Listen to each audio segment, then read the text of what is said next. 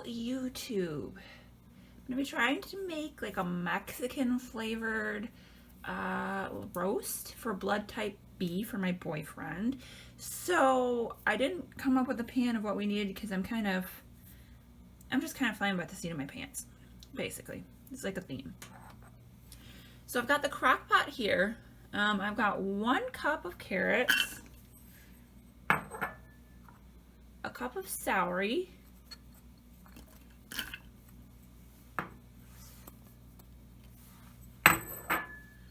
a cup of, not a cup, just 1 orange pepper, I got 1 small onion, just kind of chopped up a little bit. Then we're going to take the meat. I have a little over 2.5 pounds of a beef, not beef, it's a bison sirloin tip. We're going to take this piece of meat and we're just going to put it on top of the veggies. Then I have some vegetable broth. This isn't a full one. I used part of it for a recipe and I need to use this up. So you always want to have some liquid into your crock pot.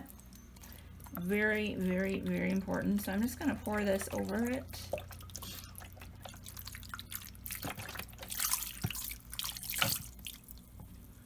Okay. And then, like I said, we're going to do kind of a Mexican flavor one. So, I'm going to do about 2 teaspoons of everything. I have some cumin, and this is a 1/2 of a teaspoon measurement here, so I got to do 4 of these. 1, 2, 3, and 4. I got some chili powder. 1, 2, 3, 4. Oregano. Oregano is a lot of Mexican cooking. A lot. This would be a good time too if you were using garlic to add some garlic to this. My boyfriend hates garlic, so we're not adding it. But garlic is also a really big Mexican flavor that you want to add. And then I'm going to add some cayenne pepper. He likes spicy things, so let's make it spicy. And I'm not going to add as much because cayenne pepper is a little.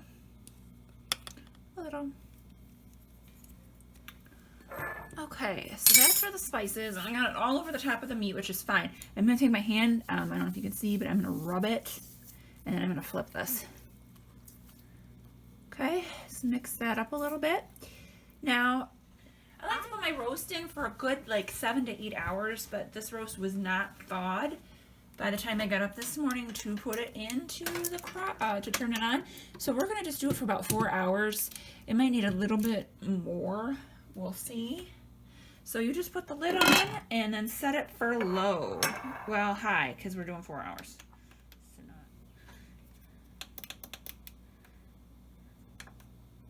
Okay, just leave it on for 4 hours and then I'll be back with you guys to show you what it looks like when it's done, and hopefully it's delicious.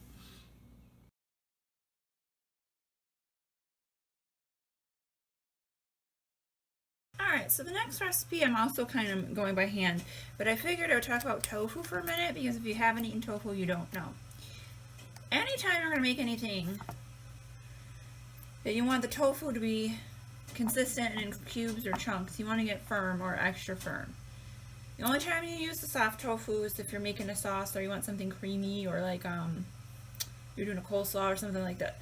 So with this tofu, it's very, very, very watery. And the first thing you want to do is get rid of that water.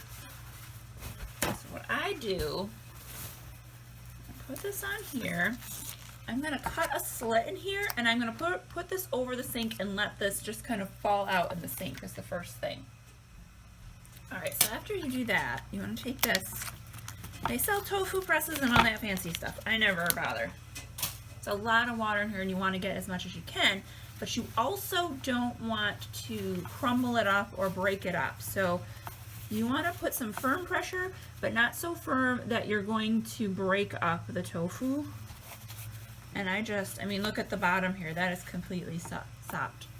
Sopping wet.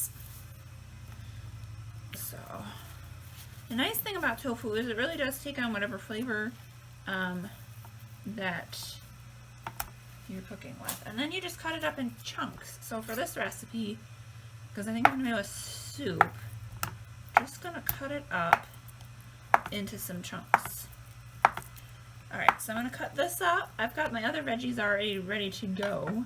So I will meet you guys back at the stove. Alright, so now we're at the stove. I'm going to put the stove on to about medium-high heat, and I'm going to put a little bit of olive oil in the pan, maybe like a tablespoonish, roughly. I've got a garlic press. If you don't have a garlic press, you really should get one. You don't have to worry about chopping or slicing up garlic or any of that stuff. So type A people should eat a lot of garlic. We have trouble, I guess, with infections and viruses, and garlic is really good for that kind of stuff. So I'm going to put 3 cloves in here. It looks like it's 4. This is like really little tiny garlic that I got. You just press. That's all you have to do.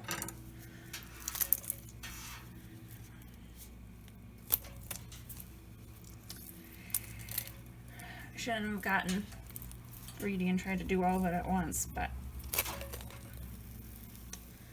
I have to clean up the stove. Alright. I'm going to get that going with 1 small onion. So we're going to just get that going. We're doing this step just for flavor purposes. We want to infuse our soup with some deliciousness. And there's nothing more delicious than garlic and onion.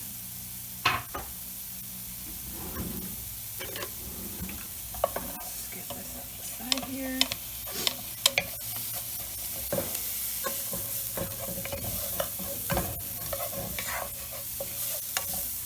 We're just going to cook that down until the onions get a little bit translucent. That's all we're going to do. Turn this down a little bit. I'll be back with you as soon as that happens.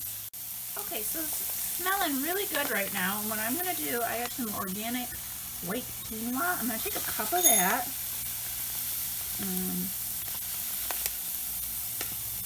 Probably should rinse this beforehand, but we're not going to do that. Take a cup of water.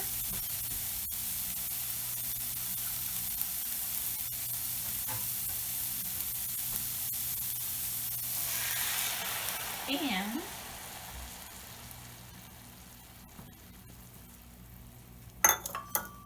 I got some chicken broth. I was going to try to get some vegetable stock, but all the vegetable stock had stuff in it that I'm not allowed to have in type A. So I'm just going to use some chicken broth. Chicken is neutral. This is 32 ounces. I'm probably not going to use all of this. I'm going to use about that much. I'm sorry. Probably 2/3 of the chicken broth there. And about 2/3 of the 32 ounces. Now what we're going to do is we're going to get this to a boil. So I'm going to turn this up high. And then we're going to get it to a simmer. Because we want to cook the quinoa is the premise here.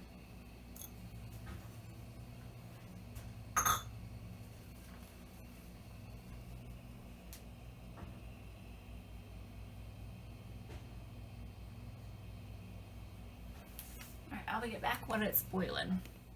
Alright, it's boiling right now, and really, I want to emphasize you should really probably rinse your quinoa before you put it in the soup.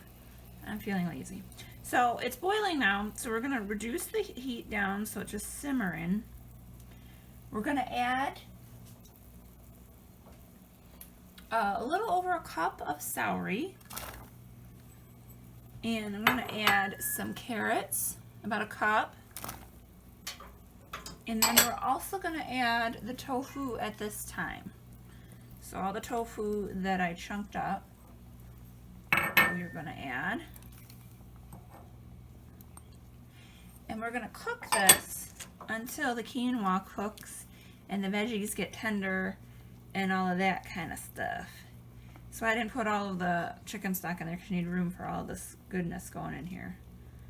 So I will get back to you when this is done cooking. Alright guys, the quinoa is done. I don't know if you can tell on the video, but they're opened up, kind of. So that's done. I'm going to add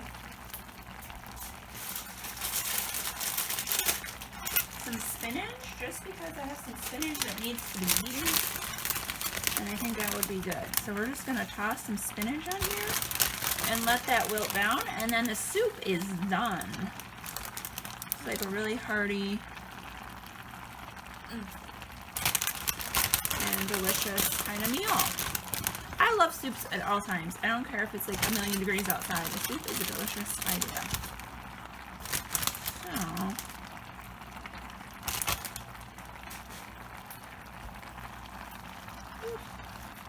I'm probably going to get my lid and put the lid on here and let it just, yeah, I think that's what I'm going to do. I'm going to get the lid and cover. And this didn't take that long, so it's really good. So yay! Alright, I'll see you when it's all plated up. Okay, so both meals are done. The roast made 3 servings, and the tofu soup, because I left it on the stove, just kind of chilling, the quinoa sucked it up, so it's not really a soup. But that made 4 servings. So 4 servings on the tofu and 3 servings on the roast. And it looks really good.